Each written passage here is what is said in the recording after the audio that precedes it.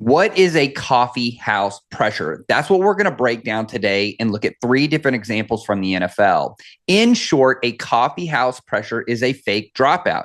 A defender will be mugged up on the line of scrimmage. He's going to fake like he's dropping into coverage, only to then reinsert himself into a blitz. It's much better if we look at visuals. So let's dive into the tape.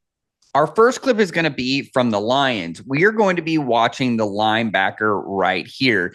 Normally in these coffee house pressures, you're going to get some sort of a double mug alignment, whether that's in the A gaps or they're in their gaps. What we really want to look at is 34 is going to drop out and then he's going to reinsert into the pressure. That is exactly what a coffee house pressure looks like.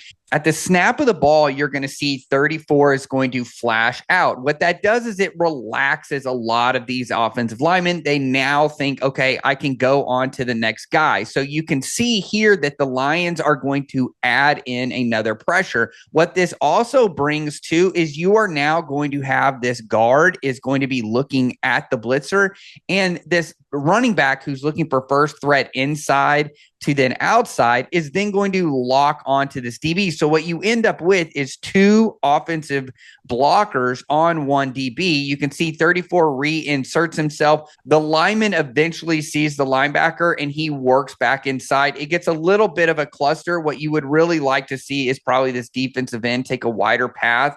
That way you can kind of get these one-on-ones with this block, but he's going to work back inside and try and find help. But this is a clinic look at what an actual coffee house pressure looks like. So we're in a mug, we drop out, and then we're going to reinsert. And you typically see these coffee houses from a double mug alignment with what we have here. So he's going to drop out, he's going to then reinsert himself and head for the quarterback.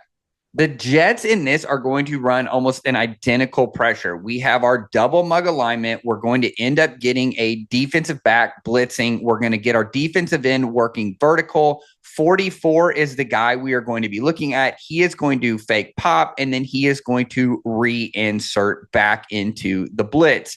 At the snap of the ball, he's going to pop up. Now, you normally would like, and most coaches will tell you, I want to see some sort of dropout movement, a shuffle. You will see some of the defenders, though, they will just look back like they're just looking for somebody and then reinsert back into this.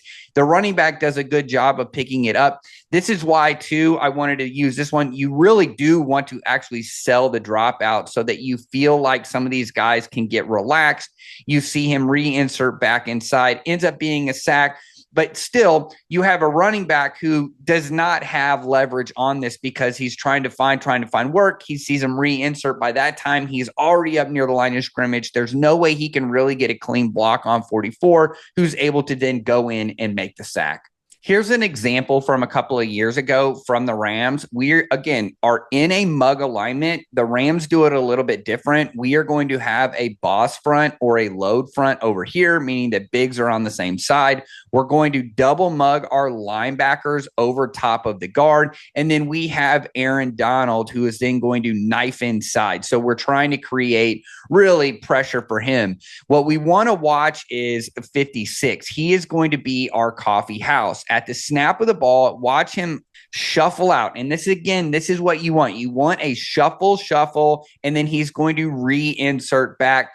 Here's the deal. You have the Eagles offensive line. It's been one of the best offensive lines for a while, so they picked this up nicely. And if you've noticed in most of these, they get picked up, but you use them in case you see a lineman that loves to get sticky or a lineman that really comes off of his block quickly. So these mug alignments are here to create man blocking. They're here to create the running back inside. He's going to stay in the protection. And then what you want is them to then get confused as you drop out. They relax, they go to the next guy, and then you reinsert. Here we have 56 reinserts off the edge. He gets picked up, but what we get is a one-on-one with Aaron Donald on somebody that has to come off. So he's not necessarily prepared. He does a really good job of fighting, and Jalen Hurts gets out of this. But this is a good example of a coffee house pressure. Remember, a coffee house pressure is a mugged alignment by a defender. He's going to fake dropping out into coverage, then reinsert into the blitz. Coffee house pressures are really fun, especially when you have a mugged alignment. If you know that there's an offensive lineman, again, that loves to get sticky on somebody or doesn't do a very good job of kind of being patient, he just moves on to the next guy. That's when you want to use this. As you saw in all three of these clips, a lot of times it gets picked up. The guy that's picking up the coffee house is at a disadvantage because he's really close to the line of scrimmage or he's seeing him really, really late, which is what you're trying to do. You're trying to create one-on-one somewhere, and that's what this coffee house pressure is. So at the end of the day, remember, a coffee house pressure is a mugged alignment. We're going to fake a drop into coverage, and then we're just going to reinsert back into the blitz.